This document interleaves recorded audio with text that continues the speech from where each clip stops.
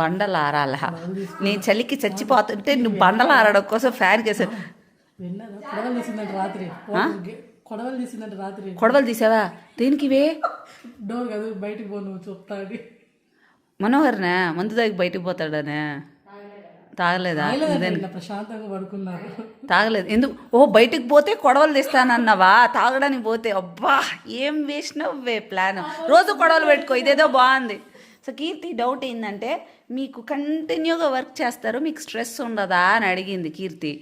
నేను online work చేస్తున్నాను కదా మేడం నాకు అర్థమవుతుంది ఎంత ప్రెషర్ ఉంటుందో మీకు అనిపించట్లేదా ఇన్ని ఇయర్స్ ఇట్లా చేస్తుంటే అని.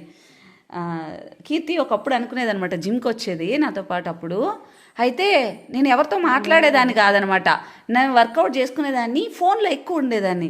ఈ పిల్లకి అర్థమయ్యేది కదా అంత ఏం చాట్ చేస్తారు అనుకునేది.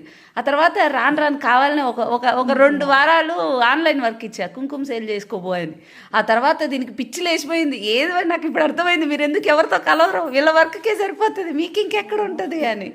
సో బేసిక్గా ఇప్పుడు నేను మెయిన్ మోటో ఏంటి నాకు అవేర్నెస్ ఇవ్వడం కీర్తి ఇవ్వాలి అంటే అంతకుముందు ఈ కదిర్లోనే ఎన్ని క్యాంప్స్ పెట్టి అన్నీ పెట్టి నాకు డబ్బులు బొక్క అంటే మన వైశాస్ది ఇక్కడ ఉంది చూడు ఈ కళ్యాణ మండపాలు అవన్నీ బుక్ చేసుకొని వాటి కరెంటు బిల్లులు కట్టాలి మళ్ళీ ఏదైనా పర్మిషన్స్ తీసుకోవాలి ఇంత చేసుకొని చేస్తే అందులో మహా అంటే 1000 మంది వరకు రావచ్చేమో క్యాంప్కి.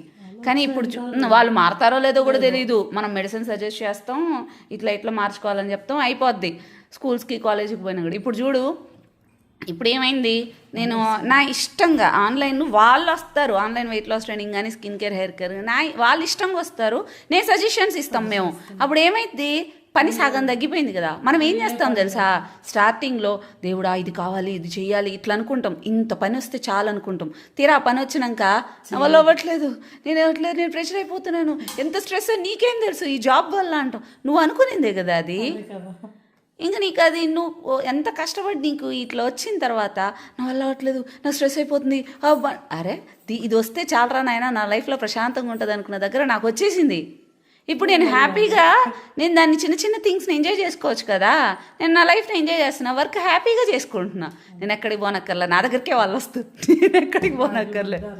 సో అందరి ప్రాబ్లం ఇదే కీర్తి పని వచ్చేంత వరకు అయ్యో కొంచెం ప్రాబ్లం వచ్చేసి పని అయిపోతుంది బాగున్నాడు తీరా పని వచ్చినాక ఎంత కష్టం అనుకున్నారు ఈ జాబ్ ఎంత కష్టం అనుకున్నారు ఈ పెళ్ళి ఇట్లనే అనుకుంటాం.